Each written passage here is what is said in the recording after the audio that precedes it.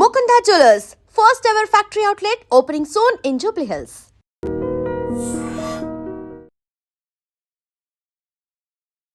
నమస్కారం, welcome to I dream ధర్మ మార్గం విత్ విజిత కార్యక్రమానికి స్వాగతం.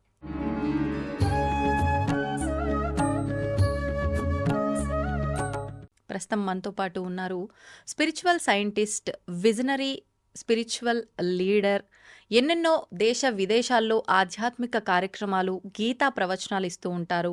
దేశ విదేశాల్లో ఉన్న వాళ్ళందరికీ కూడా ఆన్లైన్లో కూడా గీతా ప్రవచనాలు, గీతా క్లాసెస్ చెప్తూ ఉంటారు. వారే గౌరంగా దర్శన్ దాస్ ప్రభుజీ. ఇప్పుడు వారితో మాట్లాడి మరిన్ని విషయాలు తెలుసుకుందాం.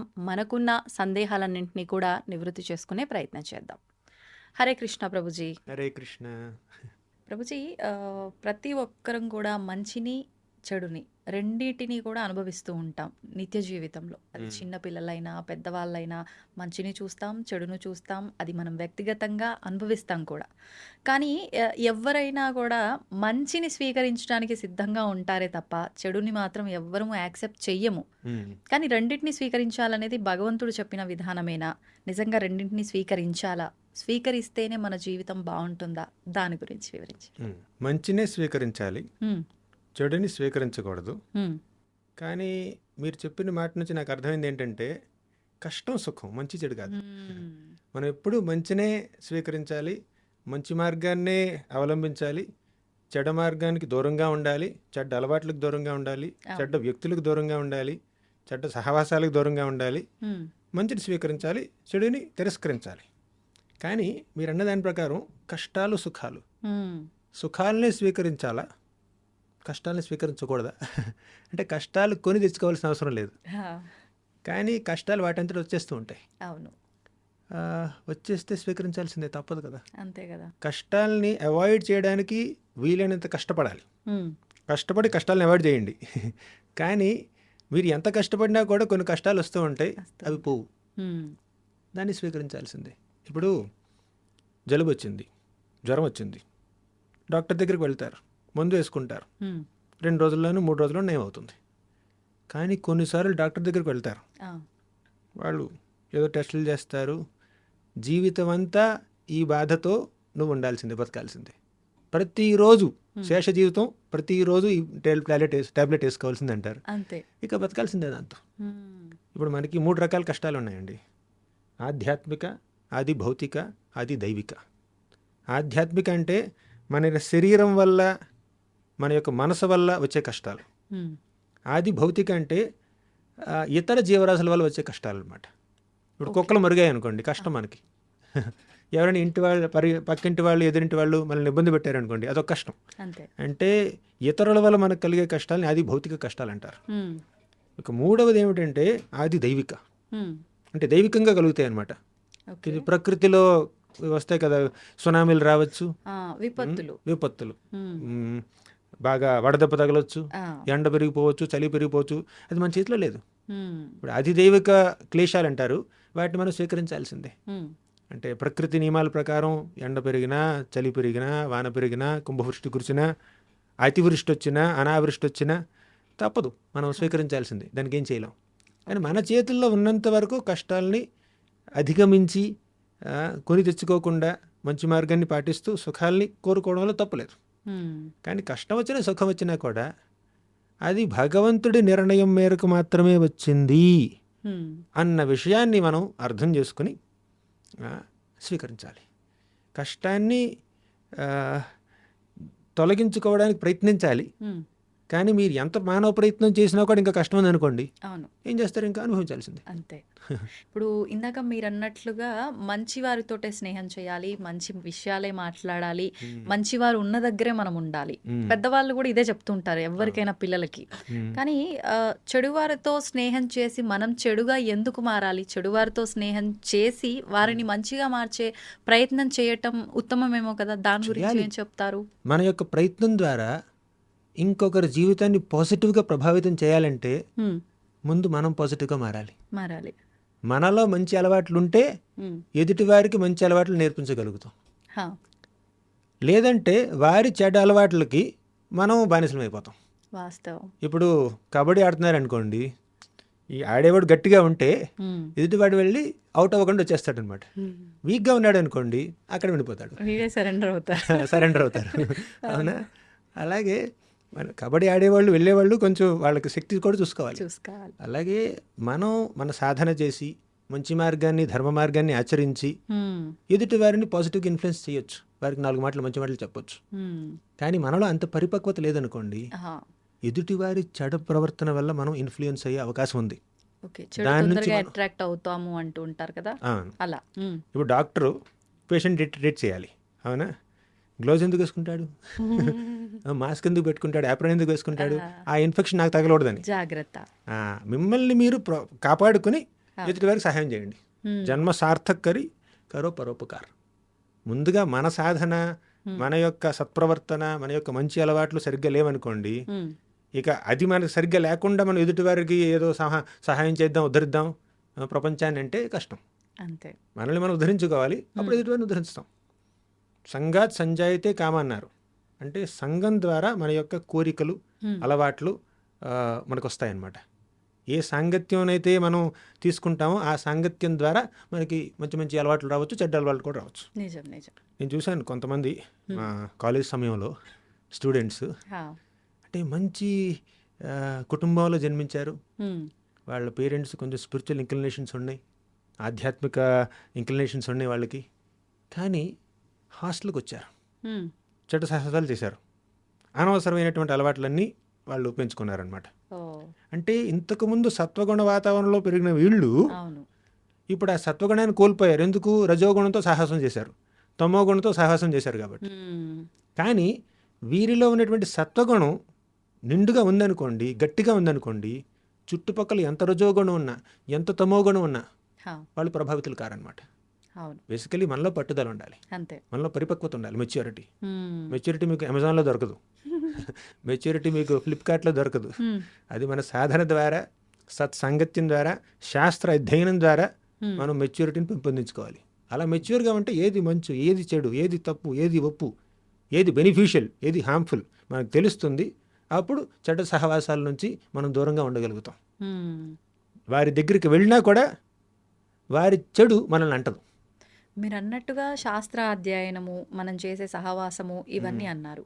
కొంతమంది చిన్న చిన్న పిల్లల దగ్గర నుంచే వాళ్ళు ఇంకా వెళ్ళి స్కూల్కి వెళ్ళే ఏజ్ కూడా ఉండని చిన్నపిల్లలు, అట్లాంటి వాళ్ళే ఎంతో జ్ఞానంతో ఉన్నట్టుగా, ఎన్నో మంచి మంచి విషయాలు మాట్లాడుతున్నట్టుగా కొన్ని సందర్భాల్లో కొంతమంది పిల్లల్ని చూసినప్పుడు వాళ్ళతో మాట్లాడినప్పుడు అనిపిస్తుంది, ప్రభుజీ అరే మనకు కూడా తెలియదే, ఇంత బాగా వీడికి ఎలా తెలిసింది అనే ఒక ఆశ్చర్యం కలగచేసే పిల్లలు కూడా ఉంటారు. అవును. ఇదంతా వాళ్ళకి అంత చిన్న వయసులో ఎలా వస్తుందంటారు? నేను ప్రతినిత్యం దీన్ని అనుభవిస్తూనే ఉన్నాను, అవునా? ప్రత్యక్షంగా చూస్తూనే ఉన్నాను. ఆ. ఇప్పుడు వారానికి 3 రోజులు హా. నేను పిల్లలకు క్లాసులు చెప్తాను, హ్మ్. మిగిలిన రోజులన్నీ పెద్దవాళ్ళకి చెప్తాను. హ్మ్. కానీ 3 క్లాసులు మాత్రం పిల్లలకు ఉంటాయి. ఒకటి ఆస్ట్రేలియా బ్యాచ్, ఓకే. వాళ్ళకి భాగవతం డేల్స్ చెప్తాను. ఒకటి అమెరికా బ్యాచ్, అది కూడా భాగవతం డేల్స్ ఆన్లైన్ అనమాట. ఇంకోటి తెలుగు కిడ్స్ సత్సంగ్ అని చాలామంది వస్తారు పిల్లలు. సో వాళ్ళందరూ ఇండియన్, వేరే కంట్రీస్ నుంచి కూడా వస్తుంటారు అనమాట. ఓకే. సో కనీసం వారానికి 3 గంటల పాటు నేను పిల్లలతో ఉంటాను, భాగవతం చెప్తూ, భగవద్గీత చెప్తూ, వాళ్ళకి శ్లోకాలు చెప్తూ. 5-6 ఏళ్ళ పిల్లలు, 8 ఏళ్ల పిల్లలు, 10 ఏళ్ల పిల్లలు ఎంత చక్కగా చెప్తారంటే పెద్దవాళ్ళు కూడా వాళ్ళ తల్లిదండ్రులకు కూడా ఆ శ్లోకాలు రావట్లేదు. అవును. వీళ్ళు విశ్లేషించినటువంటి పద్ధతి చూస్తే పెద్దవాళ్ళు కూడా ఆశ్చర్యం కలుగుతుంది. అవును. ఎందుకంటే భగవద్గీతలో 6వ అధ్యాయంలో శ్రీకృష్ణుడు అంటాడు, ఎవరైనా ఒక యోగ మార్గాన్ని అంటే ఆధ్యాత్మిక మార్గాన్ని అవలంబించి చనిపోయే ముందు పెర్ఫెక్షన్ పొందలేదు అంటే ఆ యోగ మార్గాన్ని వాళ్ళు కంప్లీట్ చేయలేదు. వాళ్ళకి కృష్ణుడు ఒక అవకాశాన్ని కల్పిస్తాడు. ఏమిటది? మళ్ళీ శుచీనాం శ్రీమతాంగేహే అంటే మంచివారి ఇళ్లల్లో, వైష్ణవుల ఇళ్లల్లో మళ్ళీ పుట్టి వారి యొక్క ఆధ్యాత్మిక జీవనాన్ని కొనసాగించేందుకు చేస్తాడనమాట. ఇప్పుడు భక్తి చేశారండి, భక్తి మార్గాన్ని ఆచరించారు, ఈ జన్మలో 50% చేశారు, అవునా? ఏదో రోగం వచ్చిందో, అకస్మాత్తుగా మరణం వచ్చింది, ఇక మీ పెర్ఫెక్షన్ అవ్వలేదు. ఇక వచ్చే జన్మలో 51% నుంచి కంటిన్యూ చేసేటటువంటి అవకాశాన్ని భగవంతుడు క్రియేట్ చేస్తాడు.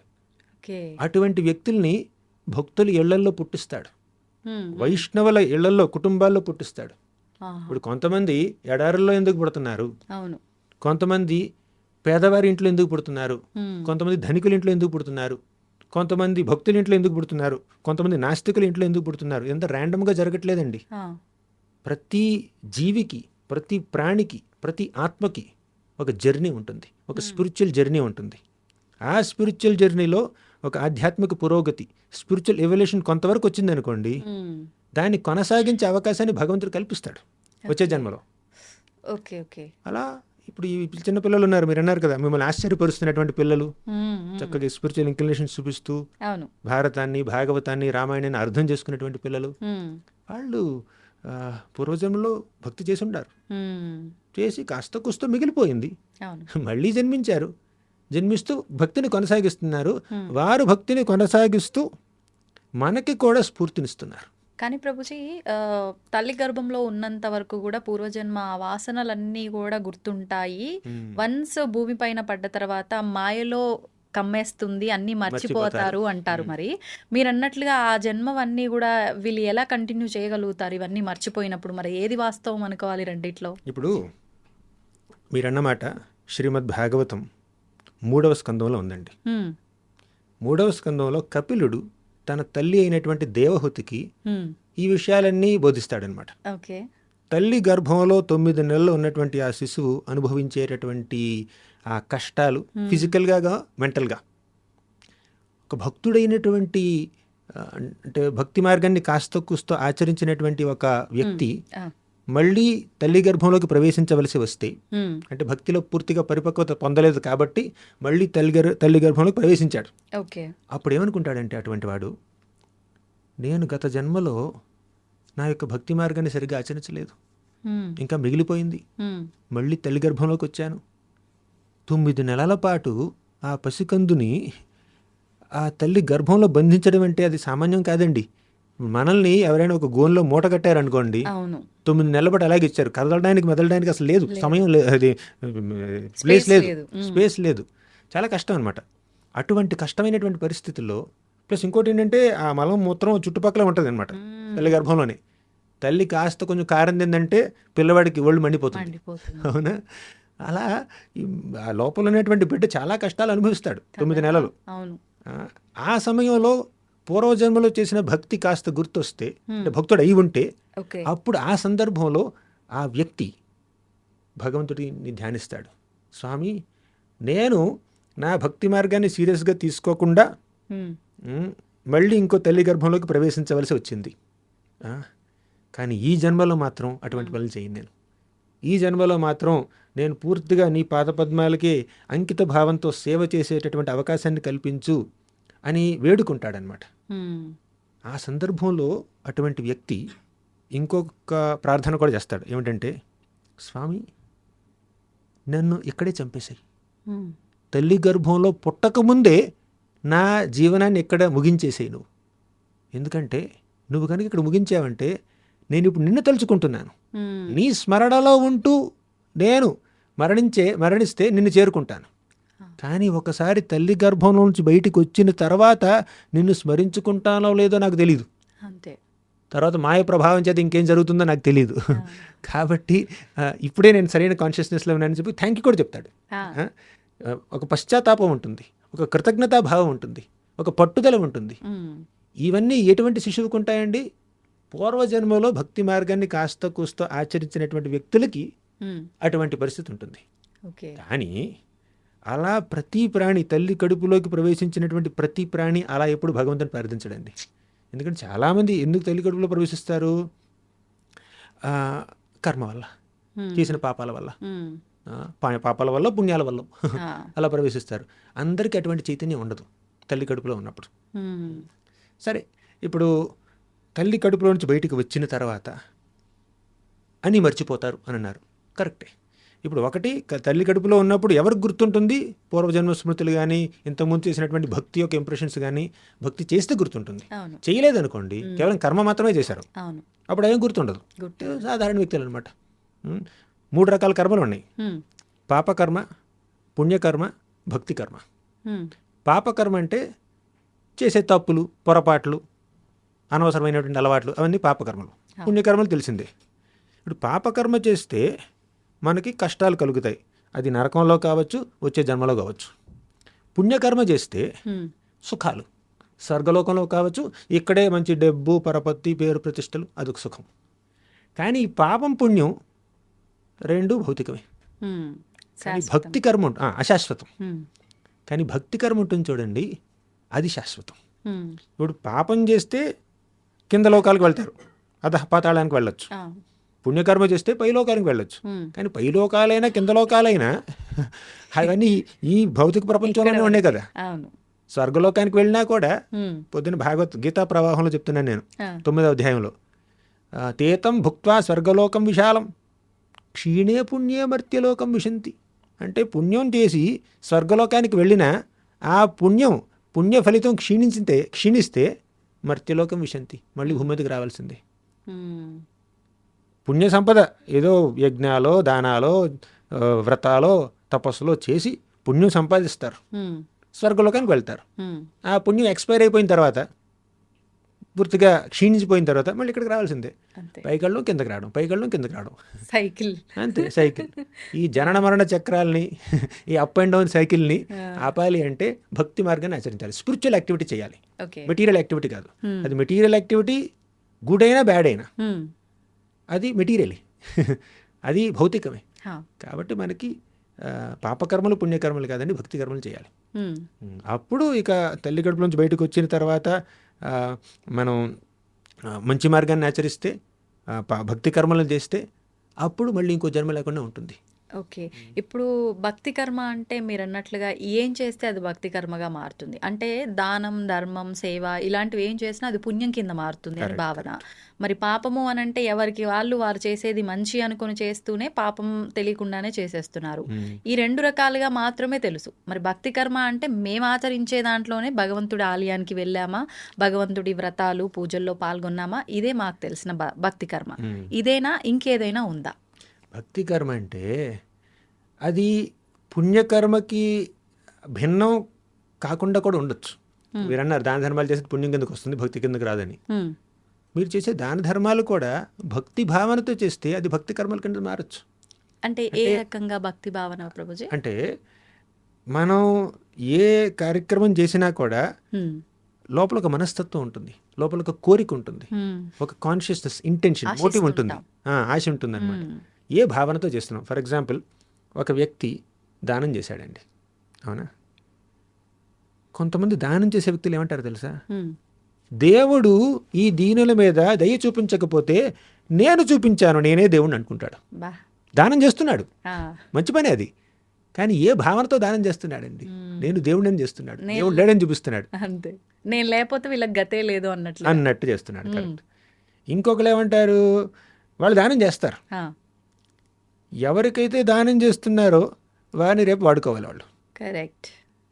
మేము ఎలాగైనా కూడా నా పనులకి, నా స్వార్థపూరిత ఈ ప్రాజెక్టులకు కానీ దేనికైనా వీళ్ళని వినియోగించుకుని నేను లాభాలు పొందాలి. అలా ఎదుటివారి నుంచి ఆశిస్తూ దానం చేస్తారు. అది పుణ్యకర్మ కానే కాదండి, పాపకర్మ కింద కూడా రావచ్చు. అవునా? చేసేది మంచి పని, కానీ ఆ మంచి పనిని మంచి భావనతో చేయాలి. ఇప్పుడు మీరు చేసే ఆ దానం భక్తి ఎలా అవుతుందండి? వీరందరూ భగవంతుడి బిడ్డలు, నేను కూడా భగవంతుడి బిడ్డని. భగవంతుడి దయ వల్ల నాకు కాస్త కుస్త సంపద ఉంది, అన్నం ఉంది. నేను ఎంత తినగలనో దానికన్నా 2 ముద్దలు ఎక్కువ ఉంది నా దగ్గర అన్నం. కాబట్టి ఈ 2 ముద్దల్ని దానం చేద్దాం. వారు భగవంతుడి బిడ్డలే. కొన్నిసార్లు ఏంటంటే 2 ముద్దలు ఎక్కువ కాదు, నా ముద్దలో కూడా సగం తీసి వాళ్ళు దానం చేస్తారనమాట. వారిని, ఎదుటి వారిని భగవంతుడి బిడ్డలుగా భావించి, తమని తాము భగవంతుడి బిడ్డలుగా భావించి, నేను ఈ భగవంతుడి బిడ్డలకి సేవ చేస్తున్నా నా సేవాభావంతో, ఆధ్యాత్మిక భావనతో ఎదుటి వారిని భగవంతుడి బిడ్డలుగా గమనించి చేసేది అది భక్తి కార్యం అవుతుందండి. ఇప్పుడు మేము కూడా ప్రసాద వితరణ చేస్తాం, అది కేవలం ఫిలంథ్రఫీ లాగా కాదనమాట. అది భగవంతుడికి నైవేద్యం పెట్టినటువంటి ఆ ప్రసాదాన్ని, భగవంతుడి యొక్క ప్రసాదాన్ని అందరికీ పంచడం అంటే దేవుడికి వారిని దగ్గరగా తీసుకురావడం. ఆకలి తీర్చడం అంటే అది కేవలం శరీరానికి సంబంధించినటువంటి దానం.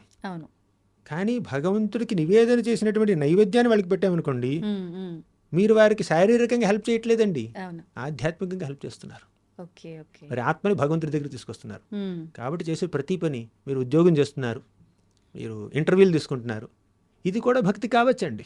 ఇది కేవలం వృత్తి కాదు, హ్మ్. భక్తి కావచ్చు. ఓకే. ఏది మీరు భక్తి భావనతో చేస్తే, అంటే ఇప్పుడు దేవుడి గురించినటువంటి 4 మాటల్ని ఇతర వ్యక్తుల ద్వారా, హ్మ్. ఈ ఛానల్ ద్వారా అందరికీ అందించడానికి ప్రయత్నిస్తే అది భక్తి ప్రచారం చేస్తున్నారు. మీరు వ్యక్తుల్ని సనాతన ధర్మం దగ్గరికి తీసుకొస్తున్నారు, అది భక్తి కార్యం అవుతుంది. అది పాపకార్యం కాదు, పుణ్యకార్యం కాదు. ఆ. అవునా? సెల్ఫిష్నెస్ లేదు, హ్మ్. అదనమాట. అంటే నాలో స్వార్థం లేకుండా నేను భగవంతుడు నాతో చేయిస్తున్నాడు అనే భావనలో ఉన్నప్పుడు అది భక్తి కార్యం అవుతుందంటారా? మనం భగవంతుడి యొక్క ప్రతినిధిగా, హ్మ్. సేవకులుగా మనల్ని మనం అనుకుని, ఆయన యొక్క ఆశీస్సులతో మనం ఏ పని చేసినా, చేసే పని అంతా భగవంతుడి వల్లే జరుగుతుంది అనేటువంటి భావనతో చేస్తే చేసేది భక్తి కార్యం అవుతుందండి. ప్రతిదీ అంటే తింటున్నా ఏం చేసినా కూడా కృష్ణార్పణం అని ఎవరి ఇష్టదైవాన్ని వాళ్ళు తలుచుకొని అలా స్వామికి అర్పించి చేస్తే అది అవుతుందా ప్రభుజీ? ఖచ్చితంగా. ఇప్పుడు కోర్ స్పిరిచువల్ యాక్టివిటీస్ కొన్ని ఉన్నాయండి, ఆ. భక్తి కార్యాలు. హ్మ్. శ్రవణం, కీర్తనం, స్మరణం, పాదసేవనం. శ్రవణం అంటే భగవంతుడి గురించి వినాలి. హ్మ్. కీర్తనం ఆయన యొక్క నామాల్ని కీర్తించడం, అవును. సేవించడం, స్మరించడం, హ్మ్. ఇవన్నీ కోర్ స్పిరిచువల్ యాక్టివిటీస్ అనమాట. ఇవన్నీ చేస్తే ఇదంతా ఆధ్యాత్మిక సాధన. హా. ఇలా ఆధ్యాత్మిక సాధన చేస్తే మనం రోజువారీ చేసే కార్యక్రమాలు, డే టు డే యాక్టివిటీస్ కూడా అవి స్పిరిచువలైజ్ అయిపోతాయి. ఓకే. ఓకే. అంటే ఈ భావనతో ఈ ఛార్జింగ్ పెడుతున్నాం మనం, అవును. అవును. మన యొక్క ఆత్మలకి మనం స్పిరిచువల్ ఛార్జింగ్ పెడుతున్నాం. దానివల్ల ఏమిటంటే మనం చేసేటటువంటి ఈ రోజువారీ పనులు కూడా స్పిరిచువల్ యాక్టివిటీస్గా మారుతాయి. ఆ స్పిరిచువల్ కాన్షియస్నెస్తో చేస్తాం, ఆధ్యాత్మిక భావనతో చేస్తాం. మనం ముందరే మాట్లాడుకున్నట్టు ప్రభుజీ, మంచి చెడుని కాస్త మనం కష్టం సుఖంగా మాట్లాడుకున్నాం. అవును. ఈ కష్టం అనేది రావద్దు అనుకోవాలి, వస్తే మాత్రం అది మన వంతుకు వచ్చింది మనం భరించాల్సిందే అని. కానీ అంటే ఎవరికి వారు కష్టం అనుభవిస్తున్నప్పుడు ప్రతి ఒక్కరూ అనుకునేది ఏంటి అంటే, నేను చాలా ఎక్కువ కష్టం అనుభవిస్తున్నా, ఈ కష్టం నేనంటే పడని వారికి కూడా రావద్దు స్వామి అని చెప్పి భావిస్తూ ఉంటాము. కరెక్ట్. కానీ కుంతి మాత మాత్రం నాకు కష్టాలని ప్రసాదించు స్వామి కృష్ణ అని చెప్పి అడిగింది అని చెప్పి, ఎందుకని అలా అడిగింది అంటారు? విపదః సంతు తాః శశ్వద్ తత్ర తత్ర జగద్గురు భవతో దర్శనం యస్యాత పునర్భవ దర్శనం. ఈ శ్లోకం కన్నా ముందు ఇంకోటి చెప్పాలండి. విషాన్మహాగ్నేహ పురుషాద దర్శనాత్ అసత్సభాయా వనవాస కృచ్ఛ్రత మృధే మృధేనేక మహారథాస్త్రతో ద్రౌణ్యస్త్రతశ్చాస్మహరేభిరక్షితాః. ఒకసారి కృష్ణుడు కురుక్షేత్ర సంగ్రామం అయిపోయిన తరువాత ఆయన హస్తినాపురాన్ని విడిచిపెట్టి ద్వారకా నగరానికి వెళ్తున్నాడండి. అప్పుడు వెంటనే ఉత్తరామాత పరిగెత్తుకుంటూ వచ్చింది. ఉత్తర ఎవరు తెలుసా?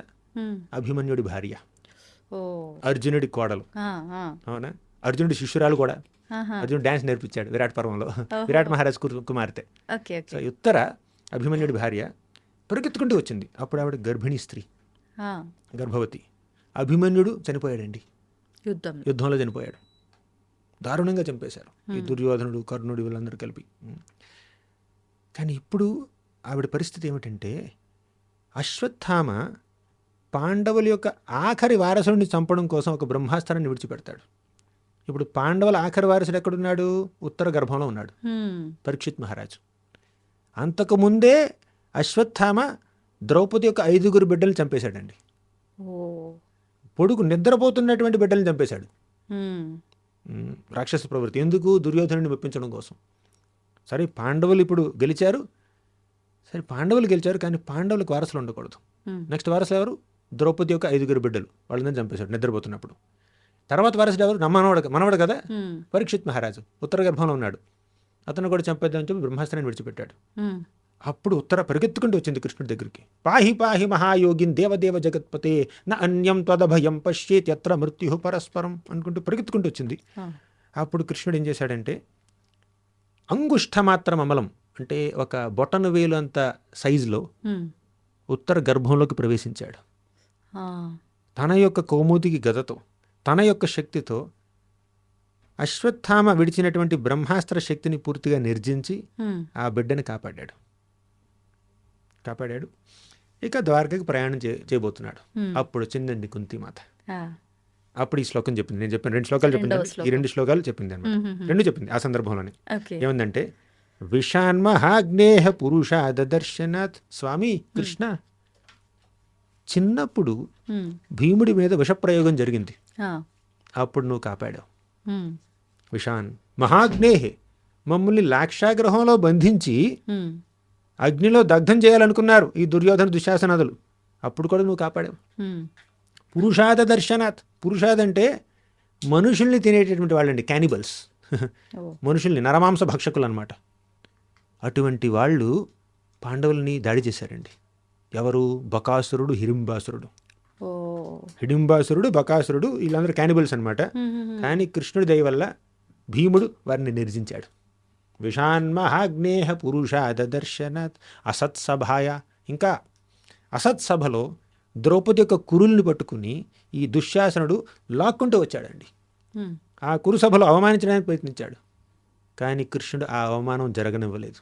ఉమ్, జరగనివ్వకుండా ఒక చీరగా మారి ద్రౌపదిని చుట్టుముట్టి దుశ్శాసనుడి 10,000 ఏనుగులు బలం ఉన్నటువంటి దుశ్శాసనుడిని పూర్తిగా హంబుల్ చేసేసాడు అనమాట కృష్ణుడు. ఆ, అంటే చీర లాగలేకపోయాడు. అవునా? అలా ద్రౌపదిని రక్షించావు, భీముడిని రక్షించావు, మా అందరినీ రక్షించావు, రాక్షసుల నుంచి రక్షించావు, నరమాంస భక్షకుల నుంచి రక్షించావు. అంతేకాదు మృధే అనేక మహారథాస్త్రతం, అంటే ఎంతోమంది మహారథులు అర్జునుడి మీద ఎన్నెన్నో బాణాలు వేస్తున్నారండి. ఉమ్, ఉమ్, వాటి నుంచి కూడా కృష్ణుడు అర్జునుడిని రక్షించాడు, పాండవుల్ని రక్షించాడు. ఉమ్, ఇప్పుడు ద్రౌణ్యస్త్రతశ్చాస్మహరేభిరక్షితా. ఇప్పుడు నువ్వేం చేశావు? ద్రౌణి అంటే ద్రోణాచార్యుడి యొక్క బిడ్డ. ఎవరు? అశ్వత్థామ. ఆ, ఇప్పుడు అశ్వత్థామ బ్రహ్మాస్త్రాన్ని విడిచిపెట్టాడు పరీక్షిత్ మహారాజుని చంపడం కోసం, ఉత్తర గర్భంలో పెరుగుతున్నటువంటి ఆ శిశువుని చంపడం కోసం. ఉమ్, ఇప్పుడు ఉత్తర గర్భంలో ఉన్న శిశువుని కూడా నువ్వు కాపాడావు కృష్ణ. ఎన్ని కష్టాల్లో నువ్వు వచ్చి కాపాడుతున్నావు మమ్మల్ని. నువ్వు లేకపోతే మేము ఎలా బతుకుతాం? ఇప్పుడు అందండి తర్వాత మీరు అన్నమాట, కష్టాలు ఆ రా. కష్టాలన్నీ మళ్ళీ కావాలి. ఇప్పుడు ఇన్ని కష్టాల్లో నువ్వు వచ్చి కాపాడావు కదా, ఆ కష్టాలన్నీ నాకు కావాలి మళ్ళీ. అంటే విపదః సంతు తాః శాశ్వతంగా ఈ కష్టాలు మాకు కలగాల్సిందే. విపదః సంతు తాః శాశ్వత్ తత్ర జగద్గురు. ఓ జగద్గురు, కృష్ణం వందే జగద్గురుం. ఆ కష్టాలన్నీ మళ్ళీ కలిగించు. ఏమంటుందో తెలుసా అండి, మనం అసలు అది ఊహించుకోలేం కూడా. నా బిడ్డ భీముడి మీద మళ్ళీ విషప్రయోగం జరగాలి, మమ్మల్ని మళ్ళీ నరమాంస భక్షకులు ముట్టడి చేయాలి, మా ఇంటికి మళ్ళీ నిప్పంటించాలి, మా కోడల్ని మళ్ళీ అవమానించాలి. ఇదండి ఒక రకంగా చెప్పాలంటే. ఎవరైనా కోరుకుంటారా? కోరుకుంటుంది ఆవిడ. అదే. అవునా? విపదః సంతుతాః శాశ్వతంగా ఈ కష్టాలు ఉండని. తత్ర జగద్గురు. ఎందుకు? కష్టాలంటే ఇష్టమా? మీకు చాక్లెట్ ఇష్టం, ఇంకెవరికి దోశలు ఇష్టం, ఇంకొంతమందికి ఇడ్లీలు ఇష్టం, ఇంకొంతమంది పిజ్జా ఇష్టం, కుంతి కష్టాలు ఇష్టం. అది కాదు ఇక్కడ మెసేజ్ ఏమిటంటే, భవతో దర్శనం యస్యాత్ పునర్భవ దర్శనం. మాకు ఎప్పుడైతే కష్టం కలిగిందో ఆ సందర్భంలో నువ్వు దర్శనం ఇచ్చావు మాకు. భవతో దర్శనం యస్యాత్, నీ యొక్క దర్శనం తీసుకుంటే అపునర్భవ దర్శనం. భవ అంటే ఈ భౌతిక జగత్తు. నిన్ను ఎవరైతే దర్శిస్తారో వాళ్ళు మళ్ళీ ఈ భౌతిక జగత్తుని దర్శించరు. ఇంకా మరొక జన్మ లేదు అని. లేదు. ఇప్పుడు కష్టాల ద్వారా నిన్ను చూసే అవకాశం మాకు కలుగుతుంది అంటే కష్టాలు ఓకే మాకు. అంటే కష్టాలంటే ఇష్టమని కాదు అక్కడ విషయం. సుఖాల ద్వారా నువ్వు కనిపిస్తే ఓకే, కష్టాల ద్వారా కనిపిస్తే ఓకే, ఒడిదుడుకుల ద్వారా కనిపిస్తావు ఓకే, నువ్వు కనిపించాలి, మీ దర్శనం కావాలి నాకు. సో కుంతిమాతకి కృష్ణుడిని చూడడం అంటే ఇష్టం, ఆయన సమక్షంలో ఉండడం అంటే ఇష్టం. తర్వాత ఏముందో తెలుసా కుంతిమాత? కృష్ణుడు కురుక్షేత్ర సంగ్రామం అయిపోయింది, పాండవులు రాజులయ్యారు. ఇప్పటి వరకు కృష్ణుడు వారికి ఇచ్చినటువంటి సపోర్టు ఇంకా అవసరం లేదు, వాళ్ళు రాజులు కదా. ఇప్పుడంటే వనవాసం చేస్తున్నారు, చాలా ఒడిదుడుకుల్లో ఉన్నారు, కష్టాలు తీరిపోయినాయి. కృష్ణుడు ద్వారకకు వెళ్ళాడు మళ్ళీ. అప్పుడు పాండవులు, ద్రౌపది మాత, కుంతిమాత వీళ్ళందరూ ఏమనుకుంటున్నారంటే, కష్టాలు ఉన్నప్పుడే బాగుండేది, కృష్ణుడు కనిపించేవాడు. ఇప్పుడు కష్టాలే లేవు, కృష్ణుడు కూడా కనిపించట్లేదు, కాబట్టి కష్టాలు మళ్ళీ వస్తే బాగుంటాయి అనుకుంటున్నారు అనమాట. అంటే భగవంతుడిని చూడడానికి వాళ్ళు అలా ఊళ్ళు ఊరుతారు. అంటే విశ్వాసం కూడా ఉంది ఆయన మీద వాళ్ళకి. కష్టం వచ్చింది అంటే కష్టానికి మళ్ళీ తోడుగా స్వామి ఉంటాడు మాతో అని. అవును, స్వామి కష్టాలు తీర్చడానికి తోడుగా ఉండడం కాదు అక్కడ విషయం. స్వామిని చూసి అదృష్టం కలుగుతుంది అంతే. ఆయన కష్టం తీర్చకపోని మాకు అది అవసరం లేదు, అంటే దాంతో మాకు we have no interest in it. ఇప్పుడు ఉత్తరామాత అండి అవును. వచ్చింది కృష్ణుడి దగ్గరికి. స్వామి నా బిడ్డని చంపడానికి అశ్వత్థామ బ్రహ్మాస్త్రం విడిచిపెట్టాడు హ్మ్. అని కాపాడమని వచ్చింది. కానీ ఉత్తరామాత అనుకోవచ్చు, నా భర్తని కాపాడలేదే ఈ కృష్ణుడు. హ్మ్. కురుక్షేత్ర సంగ్రామంలో కొద్ది రోజుల ముందు అవును. అభిమన్యుడి మీద దాడి జరిగితే అభిమన్యుడిని కాపాడలేదు కృష్ణుడు. అవును. నా భర్తని కాపాడనటువంటి ఈ కృష్ణుడు ఈరోజు నా బిడ్డను కాపాడుతాడా? వేరే దేవుడి దగ్గరికి వెళ్దాం అనుకోలేదండి. ఆ. నువ్వు కాపాడినా కాపాడకపోయినా, నువ్వు కష్టం కలిగించినా సుఖం కలిగించినా నువ్వే మా దిక్కు. అంతే. ఇదండి విశ్వాసం అంటే. విశ్వాసం అంటే కష్టాలు తీరుస్తాడు, కోరికలు తీరుస్తాడు అన్న విశ్వాసం కాదండి. హ్మ్. కష్టాలు తీర్చినా తీర్చకపోయినా, కోరికలు తీర్చినా తీర్చకపోయినా ఆయన మీద విశ్వాసం. ఆయన ఏం చేసినా నా మంచికి. తల్లి ఆలింగనం చేసుకున్నా బిడ్డ మీద ప్రేమే, హ్మ్. ఒక చెంపదబ్బిచ్చినా కూడా బిడ్డ మీద ప్రేమే. అంతే. ప్రేమతోనే మందలిస్తుంది, ప్రేమతోనే ఆలింగనం చేసుకుంటుంది. హ్మ్. తల్లి తల్లి. అలాగే తండ్రి తండ్రి, అంతే. భగవంతుడు. ఆయన కష్టాలు కలిగించవచ్చు, సుఖాలు కలిగించవచ్చు. హ్మ్. కానీ కష్టం సుఖంతో దేవుడికి భక్తులకి పెద్ద పట్టింపు లేదండి. అదే.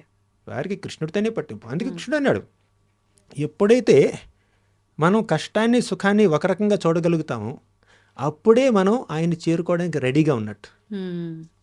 ఇక్కడ కష్టాలకి సుఖాలకి మనం ప్రభావితం అయిపోయాం అనుకోండి, అంటే మెటీరియల్ ప్లేన్లో వచ్చేటటువంటి హ్యాపీనెస్ డిస్ట్రెస్కి మనం గనక ఇన్ఫ్లుయెన్స్ అయ్యామనుకోండి, స్పిరిచువల్ ప్లేన్కి మనం రెడీ కాదన్నట్టు. హ్మ్. ఇప్పుడు కష్టం వచ్చినా సుఖం వచ్చినా దాన్ని ఒకే రకంగా చూడగలిగామనుకోండి, దానికి రెడీ. ఓకే. వచ్చినా కథ చెప్తాను. హ్మ్. చిన్నప్పుడు నేను 10th క్లాస్ ఎంత చదువుతున్నాను. ఓకే. మా పిన్ని కూతురు ఉంది, 5 ఏళ్ల పిల్ల. ఆహా. అప్పుడు మేము షాపింగ్కి వెళ్ళామన్నమాట. హ్మ్. హ్మ్. వెళ్తే అక్కడ ఒక మొబైల్ ఫోన్ చూసింది. హ్మ్. ఆ మొబైల్ ఫోన్ ఎలా అంటే ఒక కీ నొక్కితే 1 నొక్కితే ఒక పాట వస్తుంది. హ్మ్. పూర్తి పాట కాదు, జస్ట్ ఒక చిన్న క్లిప్పింగ్ అనమాట, పల్లవి. 2 నొక్కితే ఇంకో పాట, 3 నొక్కితే ఇంకో పాట, 4 నొక్కితే ఇంకో పాట, 5 నొక్కితే ఇంకో పాట, అలా పాటలు. అవునా? ఓకే. అప్పట్లో స్మార్ట్ ఫోన్స్ లేవండి, నోకియా ఫోన్ ఉండేది, కొత్తగా వచ్చింది అనమాట. కీప్యాడ్స్. నోకియా ఫోన్, అది బ్లాక్ అండ్ వైట్ అనమాట. హ్మ్. కానీ ఇది చాలా అట్రాక్టివ్గా ఉంది పిల్లకి. 50 రూపాయలు అప్పట్లో. ఓ. కావాలి కావాలంటుంది. మా పిన్నేమో కొన్న అంటుంది. అవునా? కానీ ఈ పిల్ల ఏడుస్తుంది, 5-6 ఏళ్ళ పిల్ల అంతే. ఏడుస్తుంది, నాకు కావాలి కావాలి అంటుంది. కానీ లేదు, నువ్వు నొక్కి నొక్కి అందరిని నిద్రపాడు చేస్తావు నువ్వు. 2 రోజులు ఫోన్ పాడు చేస్తావు, అవును. ఆ ఫోన్ బాగున్నంత వరకు మన నిద్రపాడు చేస్తావు. ఓకేనా? కాబట్టి నీకు అక్కర్లేదు పాడు చేయడం ఇక్కడ కామన్. కామన్. అలా అని చెప్పి శాంక్షన్ చేయలేదన్నమాట. ఆహా. చేయకుండా షాప్ నుంచి బయటకు వచ్చి ముందుకు వెళ్ళిపోతుంది. హ్మ్. ఈ పిల్లని నాకు విడిచిపెట్టారనమాట. నేను ఈ పిల్లని ఓదార్చాలి, హ్మ్. నా పని. రోడ్డు మీద ఇది ఒక భయంకరంగా సీన్ చేస్తుంది ఓ. ఈ పిల్ల. అవునా? నేను వెళ్ళి, నేను స్టూడెంట్ని, నా దగ్గర డబ్బులు ఏమిటి, నేను ఎలాగ ఏం చేయలేను. అవును. వెళ్ళి చెప్పాను, పిన్ని ఇచ్చేద్దాం ప్లీజ్, కొనేద్దాం అని అంటే సరే అని నా మొహం చూసి శాంక్షన్ చేసింది అనమాట మా పిన్ని. ఫోన్. మళ్ళీ షాప్కి వెళ్ళాం. ఆ. ఓకేనా? ఇప్పుడు కొంచెం కళ్ళు తుడుచుకుని ఇక స్టార్ట్ చేస్తుంది అనమాట. ఏం చేద్దాం? వాడు పెట్టాడు ముందుగా ఒక రెడ్ ఫోన్ పెట్టాడు, పింక్ ఫోన్ పెట్టాడు, ఎల్లో ఫోన్ పెట్టాడు, బ్లూ ఫోన్ పెట్టాడు, బ్లాక్ ఫోన్ పెట్టాడు, ఇవన్నీ ఫోన్లు పెట్టాడు అనమాట. ఇప్పుడు ఈ పిల్ల ఏం చేయాలో అర్థం కావట్లేదు. రెడ్ తీసుకోనా, బ్లూ తీసుకోనా, పింక్ తీసుకోనా? కానీ తల్లికి ఏమిటి, రెడ్ తీసుకున్నా, పింక్ తీసుకున్నా, బ్లూ తీసుకున్నా 50 రూపాయలు ఇవ్వాలి 50 షాప్ వాడికి. రూపాయలు ఇవ్వాలి. అంతే. వచ్చే పాటలు అవే. వచ్చే పాటలు అవి ఏదో ఒకటి. కానీ విషయం ఏంటంటే, ఇప్పుడు ఒక బ్లాక్ ఫోన్ తీసుకుంటే ఈ పిల్లకి కష్టం కలుగుతుంది, బాధ. హ్మ్. కానీ పింక్ ఫోన్ తీసుకుంటే ఆనందం కలుగుతుంది. అంటే ఫేవరెట్ కలర్ అయింది, తీసేసుకుంది అనమాట. ఓకే. ఓకే. ఇప్పుడు పింక్ నాకు కష్టాన్ని సుఖాన్ని కలిగిస్తుంది, ఈ బ్లాక్, బ్లూ, గ్రీన్ అవి నాకు ఇబ్బంది కలిగిస్తుంది, లేదంటే నాకు ఇష్టం లేదనమాట. హ్మ్. హ్మ్. కానీ తల్లి ముందేమందంటే ఒరిజినల్ ఫోన్ ఇచ్చింది, నోకియా ఫోన్ ఇచ్చింది. హ్మ్. ఇప్పుడు దీంతో వాడుకోవచ్చు, నువ్వు మీ తండ్రితో మాట్లాడొచ్చు, ఇది వాడుకుంటే లేదు, నాకు అదే కావాలంటుంది. ఓకేనా? కానీ ఇప్పుడు తల్లి శాంక్షన్ చేసేసిన తర్వాత హ్మ్. ఇప్పుడు ఈ పిల్ల ఏ ఫోన్ తీసుకుంటుంది, ఏ రంగు ఫోన్ తీసుకుంటుంది అనేది పిల్ల చాయిస్. అంతే. ఆ పిల్లకి ఒక ఫోన్ ఆనందాన్ని ఇవ్వచ్చు, ఇంకో ఫోను నిరుత్సాహాన్ని ఇవ్వచ్చు. కానీ తల్లికి 2 ఒకటే. అంతే. ఎందుకు? తల్లి మెచ్యూర్ కాబట్టి, తల్లి దగ్గర నిజమైన ఫోన్ ఉంది కాబట్టి. పిల్లకి మాత్రం బొమ్మ ఫోన్ కావాలి. హ్మ్. అలాగే భక్తిలో పరిపక్వత పొందిన వ్యక్తులు ఉంటారు చూడండి, వారి దగ్గర నిజమైన ఫోన్ ఉన్నట్టు అనమాట. దేవుడితో మాట్లాడుతున్నట్టు. భక్తి మార్గంలో లేని వాళ్ళు ఉంటారు చూడండి, వాళ్ళు నాకు ఈ కష్టం వద్దు, సుఖం కావాలి. కన్ఫ్యూజన్. ఇది ఆనందం, ఇది ఇది ఆనందం కాదు అని వాళ్ళు దీన్ని ద్వంద్వాలు అంటారండి. కష్టం, సుఖం, గెలుపు, ఓటమి, మంచి, చెడు అంత భౌతికమేనండి. అది పింక్ ఫోన్ అయినా ఎల్లో ఫోన్ అయినా అది ఫోన్ కాదు, బొమ్మది అంతే. ఇది నిజమైన ఫోన్.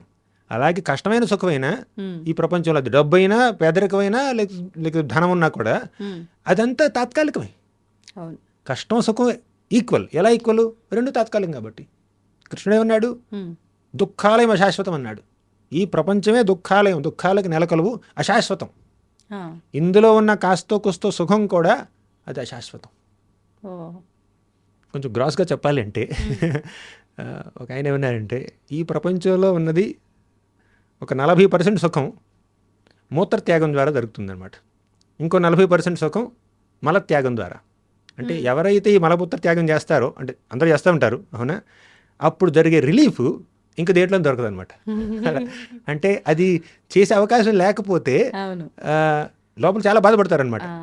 ఇప్పుడు అది ఎమర్జెన్సీలో ఉన్న వ్యక్తులకి మీరు కొత్త ఐఫోన్ తీసుకొచ్చి ఇచ్చినా, ఒక కొత్త నెక్లెస్ తీసుకొచ్చి ఇచ్చినా, లేదు ముందు నేను బాత్రూమ్కి వెళ్ళాలి, తర్వాత ఇవన్నీ అలా అంటారా? అలాగే ఈ ప్రపంచంలో పెద్ద సుఖం లేదండి. ఆ ఉన్న కాస్త కుస్త సుఖాలు కూడా చాలా తాత్కాలికమైనటువంటి సుఖాలు. కాబట్టి తాత్కాలిక సుఖాల కోసం ప్రాకులాడకుండా, తాత్కాలికంగా వచ్చే కష్టాలను చూసి మరీ ఓవర్వెల్మ్ అయిపోకుండా మీరు వాటిని తటస్థ వైఖరిలో ఎలా డీల్ చేయగలో అలా డీల్ చేయండి. మీ శాయశక్తిలా మీరు మానవ ప్రయత్నంతో దాన్ని డీల్ చేయండి. ఓకే, కానీ మీరు స్పిరిచువల్ యాక్టివిటీ మీద ధ్యాస పెట్టండి. ప్రభుజీ, కొంతమంది ఈ వివరణ వింటే ఇలా ఆలోచించే వారేమో వాళ్ళ తరఫున నేను అడుగుతున్నా. చెప్పండి. మరి ప్రతిదీ భగవంతుడి ఆటే, అవును, ఇవన్నీ శాశ్వతమైనవి కావు, తాత్కాలికమైనవి. అలాంటప్పుడు ఎందుకు ఇవన్నీ సృష్టించబడాడు? ప్రతి ఒక్కటి భగవంతుడి సృష్టి. మంచి, చెడు, కష్టం, సుఖం, ఈ ద్వంద్వ పదాలు ఏదైతే ఉన్నాయో, ఆ అనుభవాలు ఏదైతే ఉన్నాయో, ఏది కూడా ఆయన కనుసన్నల్లో జరగట్లేదు అని చెప్పలేం. అన్నీ ఆయన ఆజ్ఞతోటే జరుగుతున్నాయి, ఆయనే ఆడిస్తున్నాడు అనుకుంటున్నాం. మరి ఇవన్నీ అవసరం లేదు వీళ్ళకి, వీళ్ళు చేరుకోవాల్సింది ఇది, వీళ్ళతో చేపించాల్సింది ఇది అని ఆయనకు ఒక క్లారిటీ ఉన్నప్పుడు ఎందుకు ఈ double games? Correct. Double game ఆయన ఆడట్లేదండి, మనం ఆడుతున్నాం. ఎలా అంటే, ఒక చిన్న ఉదాహరణ. సూర్యుడు ఉదయిస్తున్నాడు, మీరు సూర్యుడిని చూస్తూ నిలబడ్డారు. ఏం కనిపిస్తుంది? కాంతి కనిపిస్తుంది. అవును. కానీ మీ వెనుకేముంది? పొడుగాటి నీడ ఉంది. అవునా? మీరు గనక సూర్యుడిని చూడకుండా సూర్యుడికి వెన్ను చూపించి ఇటు చూశారనుకోండి, ఏం కనిపిస్తుంది? నల్లటి నీడ కనిపిస్తుంది. సూర్యుడి వైపు తిరిగితే చక్కగా దేదీప్యమానంగా వెలిగిపోయేటటువంటి ప్రకాశం కనిపిస్తుంది అనమాట. ఇక్కడ వెలుతురు, ఇక్కడ నీడ, నల్లటి నీడ, చక్కగా బంగారు కాంతిలో వెలిగిపోతున్నటువంటి సూర్యుడు. ఏది చూడాలనేది మీ స్వేచ్ఛ, మీ చాయిస్, మీకు ఆ ఫ్రీడమ్ ఉంది. ఇప్పుడు భగవంతుడు సర్వస్వతంత్రుడు, ఆయనలో మనం అంశలం కాబట్టి మనకి కూడా కాస్త స్వాతంత్రత ఉండండి. ఆ స్వాతంత్రతతో, స్వేచ్ఛతో, ఫ్రీడమ్తో, ఫ్రీ విల్తో, మైన్యూట్ ఇండిపెండెన్స్తో మనం మంచిని స్వీకరిస్తే మంచి జరుగుతుంది, చెడుని స్వీకరిస్తే చెడు జరుగుతుంది. దానికి ఆయన బాధ్యుడు కాదండి. ఓకే. ఇప్పుడు మీరు సూర్యుడిని చూస్తే మీరు వెలుతురుని చూస్తారు, వెలుతురు కనిపిస్తుంది. సూర్యుడికి వెన్ను చూపిస్తే నీడ కనిపిస్తుంది. నాకు నీడ కనిపిస్తుంది, నల్లగా నీడ కనిపిస్తుంది, అంత సూర్యుడితో తప్పండి కుదరదుగా. వెనకాల నీడ ఎందుకుంది? సూర్యుడు మీ వెనకాల ఉన్నాడు కాబట్టి మీ ఎదురుగా నీడ కనిపిస్తుంది. సూర్యుడు మీ ముందున్నాడు కాబట్టి మీ వెనకాల నీడ ఉంది. అంటే నువ్వు ఎటు స్టాండ్ తీసుకోవాలనే నిర్ణయం నీకు ఇచ్చేశాడు భగవంతుడు. కరెక్ట్. ఇప్పుడు నీడ మీ వెనకాల ఉండాలంటే, చీకటి మీ వెనకాల ఉండాలంటే మీరు ఆయన్ని చూడాలి. చీకటి మీ ముందు ఉండాలంటే ఆయనకి వెన్ను చూపించాలి. కానీ ఈ ఎటు నించోవాలి, నేను ఎటువైపు స్టాండ్ తీసుకోవాలి అనే నిర్ణయం కూడా నాకే ఫ్రీడమ్, మీరన్న మైల్యూట్ ఫ్రీడమ్ నాకే ఇచ్చాడా భగవంతుడు? కర్త కర్మ క్రియ అన్ని భగవంతుడే అంటారు, ఆయన చేతుల్లో లేదా? ఆయన చేతుల్లో ఉంది. ఒకవేళ ఆయన చేతుల్లో మనల్ని ఫ్రీడమ్, మనల్ని మంచినే చూస్ చేసుకునే విధంగా ఆయన మనల్ని ప్రభావితం చేయొచ్చు, కానీ చేయడు. ఎందుకంటే అలా చేస్తే మనం మెషిన్లు అవుతామండి, మనుషులు అవ్వం. ఇప్పుడు ఈ యంత్రాలం అవుతాం. కరెక్ట్. ఇప్పుడు దీనికి ఉంది, ఈ కెమెరా ఉంది మీకు ఎదురుగా, దీనికి చాయిస్ లేదు. ఆయన కెమెరామెన్ ఎయిట్ తిప్పితే అటే, కరెక్ట్. దాని ద్వారా తిరగలేదన్నమాట. ఒకవేళ కొన్ని కెమెరాలు దాని నుంచి అది తిరుగుతూ ఉంటాయి, సీసీ కెమెరాలు, అది కూడా ప్రోగ్రామ్ చేశారనమాట. అంతే అంతే. అంటే అవి స్వేచ్ఛతో తిరగట్లేదు, ప్రోగ్రామ్ చేశారు. సిస్టమ్. స్వేచ్ఛని జీరో చేసేసి ఎవరో కంట్రోల్ చేస్తున్నారు, ప్రతి కదలికని కంట్రోల్ చేస్తున్నారు. అవునా? అలా మన యొక్క ప్రతి కదలికని, ప్రతి ఒక్క ఆలోచనని, ప్రతి కోరికని, ప్రతి మనోభావాన్ని భగవంతుడు కంట్రోల్ చేశాడు అనుకోండి, మనం మనుషులం కాదు, మనం వ్యక్తులం కాదు, మనం మనుషులం అయిపోతాం. వాస్తవం. కాబట్టి భగవంతుడు మనకి స్వేచ్ఛనిస్తాడు. ఇప్పుడు ఒక చిన్న ఉదాహరణ అండి. ఒక చిన్న బిడ్డ ఉన్నాడు, తల్లి బర్త్డే వచ్చింది, వెంటనే వెళ్ళాడు, కొంచెం అలా గార్డెన్లోకి వెళ్ళాడు, వెళ్ళి 4 చెట్ల దగ్గర నుంచి పువ్వులు కోసాడు, ఆకులు కోసాడు, ఒక బొకేలా కట్టాడు. చిన్న పిల్లాడు, 5 ఏళ్ళ పిల్లాడు, తనకు తెలిసిన విధంగా బొకేలు కట్టి తీసుకొచ్చి తల్లికిచ్చాడు. ఎంత ఆనందిస్తుందండి, ఎంత ఉప్పొంగిపోతుంది. ఇప్పుడు ఆ బిడ్డ కోసుకొచ్చినటువంటి పువ్వులన్నీ తల్లే పెంచింది, అంతే. బిడ్డను కూడా తల్లే కంది, తల్లే పెంచింది. కానీ ఆ బిడ్డ తన యొక్క స్వేచ్ఛని, తన యొక్క మైన్యూట్ ఫ్రీడమ్ని వాడుకుని తల్లికి నేను ఈ గిఫ్ట్ ఇవ్వాలి బర్త్డే రోజు అన్నటువంటి ఆలోచన తనకు తానుగా కలిగింది కాబట్టి తల్లి ఎంత ఆనందిస్తుంది, ఉప్పొంగిపోతుంది. కానీ ఇప్పుడు ఆ బిడ్డకి ఆలోచన లేదు. తండ్రి అన్నాడు, వెళ్ళి నువ్వు మీ అమ్మకి బొకే ఇస్తావా లేదా? నేనెవరు 4 తన్ని వెళ్ళి బొకే ఇవ్వు అంటే, ఆ రకంగా బొకే తీసుకొచ్చి పిల్లాడు ఇచ్చాడు అనుకోండి, అప్పుడు తల్లి స్వీకరించడానికి ఏమైనా ఇష్టపడుతుందా?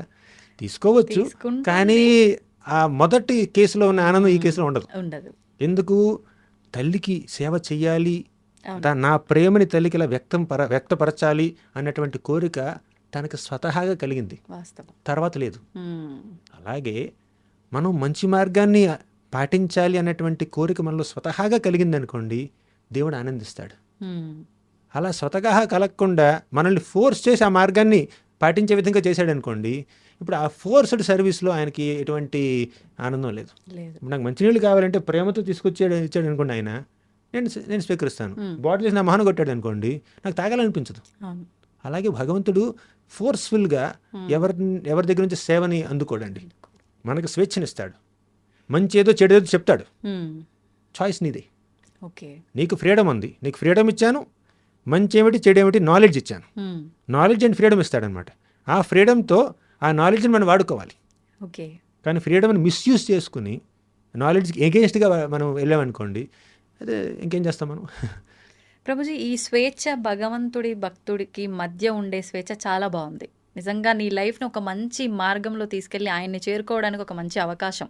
అది అలా భావించిన వాళ్ళు మీరు అన్నట్టు వెలుగుగా తీసుకుంటారు, అలా భావించిన వాళ్ళు చీకటిలోకి వెళ్ళిపోతారు. ఇది పక్కన పెడితే ఈ స్వేచ్ఛ పిల్లల విషయంలో, తల్లిదండ్రుల విషయంలో, ఈ సమాజం విషయంలో కొన్ని రకాలుగా స్వేచ్ఛ బాగుంది, కొన్ని రకాలుగా దుర్వినియోగం పాలైపోయి ఇబ్బందులకు గురిచేస్తుంది. ఏ రకంగా ఉండాలంటారు ఈ స్వేచ్ఛ ప్రస్తుతం? అందుకే మన శాస్త్రాల్లో కొన్ని నియమాలు ఉంటాయి. ఇప్పుడు కృష్ణుడు భగవద్గీతలు ఏమన్నాడండి, మొదట్లో మొత్తం కర్మయోగం చెప్పాడు, జ్ఞానయోగం చెప్పాడు, ధ్యానయోగం చెప్పాడు, తర్వాత భక్తి యోగం చెప్పాడు. ఇక భగవద్గీత అంతా చక్కగా చెప్పి చివరిలో ఏమన్నాడు, యథేచ్ఛసి తథాకురు అర్జున, నీకేం కావాలంటే అది చేయి అన్నాడు. స్వేచ్ఛనిచ్చేశాడు. కానీ స్వేచ్ఛ ఇచ్చే ముందు ఎంతో జ్ఞానాన్ని ఇచ్చాడు. యుక్తాహార విహారస్య యుక్త చేష్టస్య కర్మసు. ఆహారం తీసుకున్నామంటే ఒక నియమం ప్రకారం తీసుకో, ఏది పడితే అప్పుడు ఎప్పుడు పడితే అప్పుడు తినొద్దు. యుక్తాహార, యుక్తి వాడి ఆహారాన్ని స్వీకరించు. విహారస్య రిక్రియేషన్, ఎంటర్టైన్మెంట్ కూడా ఇక రోజంతా ఎంటర్టైన్మెంట్ కాదు, దానికి కూడా ఒక రెగ్యులేషన్ ఉండాలి. యుక్త ఆహార విహారస్య యుక్త చేష్టస్య కర్మసు, పని కూడా. ఇక వర్కహాలిక్స్ ఉంటారు కదా, 24 గంటలు పని చేస్తూనే ఉంటారు, అలా కాదు, ఒక రెగ్యులేషన్ ఉండాలి చెప్పాడు కృష్ణుడు. యుక్త ఆహార విహారస్య యుక్త చేష్టస్య కర్మసు యుక్త స్వప్నావబోధస్య. నిద్ర కూడా ఒక రెగ్యులేటెడ్గా ఉండాలి. నిద్ర తగ్గిపోయింది అనుకోండి ఫంక్షన్ చేయలేం, నిద్ర మరీ ఎక్కువైపోయింది అనుకోండి ఇక సోమర్తనం వస్తుంది, మొత్తానికే చేయలేం, అసలే చేయలేము. అలా ఒక రెగ్యులేషన్ ఉండాలి మనం చేసే పనిలో. ఇప్పుడు రెగ్యులేషన్ ఉండాలి అని చెప్పి కృష్ణుడు చెప్పాడు, జ్ఞానం ఇచ్చాడు. కానీ చివరిలో ఏమన్నాడు, యథేచ్ఛసి తథాకురు, నీ ఇష్టం. రెగ్యులేషన్ ఉంటే మంచిదని నేను చెప్తున్నాను, కానీ రెగ్యులేటెడ్గా నువ్వు ఉండనని నువ్వు అనుకుంటే నీ ఇష్టం, అది పద్ధతిలా ఉండాలి, తర్వాత ఏం చేస్తావో నీ ఇష్టం. అంతే. యథేచ్ఛ తథాకరు, ఆ స్వేచ్ఛనిచ్చాడు. అలాగే ఇప్పుడు తర్వాత ఏమన్నాడంటే అనుద్వేగకరం వాక్యం సత్యం ప్రియహితం చేయత్ స్వాధ్యాయాభ్యసనం చైవ వాంగ్మయం తప ఉచ్యతే అన్నాడు. అంటే ఎదుటివారికి ఉద్వేగం కలిగించకుండా మాట్లాడు, సత్యం చెప్పు, శాస్త్రాల్ని అధ్యయనం చెయ్యి, ఈ విధంగా నీ యొక్క వాక్శక్తిని వినియోగించన్నాడు. కానీ కొంతమంది వాక్శక్తిని ఇంకో రకంగా వినియోగించారనుకోండి, ఎదుటివారిని నిందించడానికో లేదంటే బాధించడానికో ఇంకేదో పిచ్చి పిచ్చి పనులు చేయడానికో చేశారనుకోండి, అది వారి యొక్క స్వేచ్ఛ. ఇప్పుడు స్వేచ్ఛనిచ్చాడు, జ్ఞానాన్ని కూడా ఇచ్చాడు. ఇప్పుడు తల్లిదండ్రులు పిల్లలు అంటున్నారు మీరు. పిల్లలకి తల్లిదండ్రులు జ్ఞానాన్ని ఇవ్వాలి, ఏది మంచి ఏది చెడు చెప్పాలి, ఆ జ్ఞానంతో పాటు స్వేచ్ఛనివ్వాలి. ఆ స్వేచ్ఛని వాళ్ళు దుర్వినియోగం చేసుకున్నారనుకోండి, అది వారి తప్పు అవుతుంది. కానీ స్వేచ్ఛ ఇచ్చే ముందు జ్ఞానం ఇవ్వలేదనుకోండి, ఇది వీరి తప్పు అవుతుంది, తల్లిదండ్రులు తప్పు అవుతుంది. కరెక్ట్. ఈ ప్రపంచంలో ఇప్పుడు చాలామంది తల్లిదండ్రులు, కనీసం కొంతమంది తల్లిదండ్రులు బిడ్డలకి స్వేచ్ఛనిస్తున్నారు, జ్ఞానాన్ని ఇవ్వట్లేదు. అవును. వారికి వాల్యూస్ ఏంటి, వర్చ్యూస్ ఏంటి, మోరల్స్ ఏంటి, ప్రిన్సిపల్స్ ఏంటి, ఎథిక్స్ ఏంటి అవి నేర్పించకుండా కేవలం చేతికి ఒక ఐఫోన్ ఇచ్చారనుకోండి, ఏమవుతుంది అంటే వారికి స్వేచ్ఛతో పాటు జ్ఞానాన్ని ఇవ్వాలి, ఏది మంచి ఏది చెడు చెప్పాలి. చాలామంది పిల్లలు ఉన్నారు, నేను చూస్తున్నాను, ప్రతిరోజు చూస్తున్నాను, చాలామంది పిల్లలు తల్లిదండ్రులు వారికి విలువలు ఇస్తున్నారు, ఆధ్యాత్మిక జ్ఞానాన్ని ఇస్తున్నారు, గుడికి తీసుకువెళ్తున్నారు, సంప్రదాయం ఏంటి చెప్తున్నారు. మనం ఇలా బట్టలు వేసుకోవాలి, ఇలా బొట్టు పెట్టుకోవాలి, లేదంటే ఇలా జపం చేయాలి, ఇలా శాస్త్రాలు చదవాలి, పెద్దవారికి ఇలా నమస్కరించాలి, ఇలా గౌరవించాలి, ఇలా తినాలి, ఇలా పడుకోవాలి, ఇలా వస్త్రధారణ ఉండాలి, వేషధారణ ఇలా ఉండాలి అని వాళ్ళకి మంచి మంచి విషయాలు చెప్తున్నారు. ఇన్ని చెప్పిన తర్వాత కూడా పిల్లలు విచ్చలవిడిగా ప్రవర్తిస్తే అది పిల్లలు తప్పవుతుంది. కానీ అసలు మంచిది చెడు చెప్పకుండా ఉంటే తల్లిదండ్రులు తప్పవుతుంది. అది ఇప్పుడు బిడ్డ ఉన్నాడు, ఎదురుగా తండ్రి సిగరెట్టు, ఇప్పుడు తల్లులు కూడా సిగరెట్లు కలుస్తున్నారు కొంతమంది, అవునా, కొంతమంది మద్యం సేవిస్తారు, ఇంకేదో. ఇప్పుడు చిన్నపిల్లలు ఉన్నారండి, వారు ఎవరింటికి పక్కింటి వాళ్ళు వెళ్ళారు తల్లిదండ్రులతో పాటు, తల్లిదండ్రులు వాళ్ళని చక్కగా పలకరిస్తారు, ఆప్యాయంగా పలకరిస్తారు, ఫ్రెండ్స్లా ఉంటారు. మళ్ళీ ఇంటికి రాగానే వాడు ఇలాగా వీడు ఇలాగా అని చెప్పి తిట్టుకుంటారు అనమాట. ఇదంతా పిల్లలు చూస్తున్నారు, చిన్నపిల్లలు చూస్తారు. ఓహో, ఆంటీ అంకుల్ ఎదురుగా మనం నవ్వుతూ మాట్లాడాలి, వెనక్కొచ్చి తిట్టచ్చు, అదే నేర్చుకుంటారు వాళ్ళు, అదే వాస్తవం అనుకుంటారు. ఇలాగే ఉండాలి. ఇది అంటే డిప్లొమసీ, ఆ డూప్లిసిటీ, ఆ హిపోక్రసీ వాళ్ళకి చిన్నప్పటి నుంచే అలవాటైపోతుంది తల్లిదండ్రులు చూసి. కరెక్ట్. అవునా? పిల్లల ముందే తల్లిదండ్రులు ఎదురు వాళ్ళతో బూతులు మాట్లాడారనుకోండి, పిచ్చి పిచ్చి మాటలు మాట్లాడారనుకోండి, అసభ్యంగా ప్రవర్తించారనుకోండి, అది చూసి పిల్లలు ఏం నేర్చుకుంటారండి? అంతే, అదే నేర్చుకుంటారు. అంటే బిడ్డల్ని కన్నప్పుడు వారిని విలువలతో ఒక పద్ధతిగా పెంచవలసినటువంటి బాధ్యత కూడా తల్లిదండ్రులు ఉంది. అంటే కృష్ణుడు అంటాడు భగవద్గీతలో, ధర్మావిరుద్ధో భూతేషు కామోస్మి భరతర్షభ. ధర్మ అవిరుద్ధో భూతేషు అంటే ధర్మానికి విరుద్ధం కానటువంటి కామాన్ని నేనే అన్నాడు కృష్ణుడు. కామం అంటే స్త్రీ పురుషుల మధ్యలో ఉండేటటువంటి ఆ కామం ధర్మానికి విరుద్ధం కాకపోతే అది సాక్షాత్తు భగవంతుడే, దేవుడే, దైవత్వం. అది అంటే ధర్మానికి విరుద్ధంగా లేనటువంటి కామం అంటే శాస్త్రసమ్మతంగా స్త్రీ పురుషులు వివాహం చేసుకుంటారు, చేసుకుని శాస్త్రసమ్మతంగా ధర్మాన్ని ఆచరిస్తూ బిడ్డల్ని కంటూ ధర్మ ప్రకారం బిడ్డల్ని పెంచుతూ ఉంటారు. అది ధర్మ అవిరుద్ధో భూతేషు కామోస్మి భరతర్షభ. అది అటువంటి ఎగ్జాంపులరీ గృహస్థ జీవనం సాక్షాత్తు భగవంతుడే. ధన్యవాదాలు Prabhuji. Hare Krishna. And for more videos, please subscribe to iDream. Please subscribe to iDream. Please subscribe iDream. And please subscribe to iDream. For more videos, subscribe to iDream. please like, share and subscribe to the channel. Congratulations, iDream. Subscribe to iDream. Subscribe to iDream. So subscribe to iDream Media. iDream ki iDream team andarki huge congratulations. Please subscribe iDream Media. Please subscribe to iDream. Subscribe iDream. Please subscribe to iDream. iDream అంటే నా కళల ఛానల్ను subscribe చేసుకున్న నోరు తిరుగుతలేదు, మీరైతే గంట గుర్తు కొట్టండి. For more such videos, please subscribe to iDream. Subscribe to iDream. Please subscribe to iDream. Please subscribe iDream Media. Please do subscribe to iDream. Please subscribe to iDream Media. For best entertainment and information, please subscribe I Dream. And don't forget to subscribe to iDream.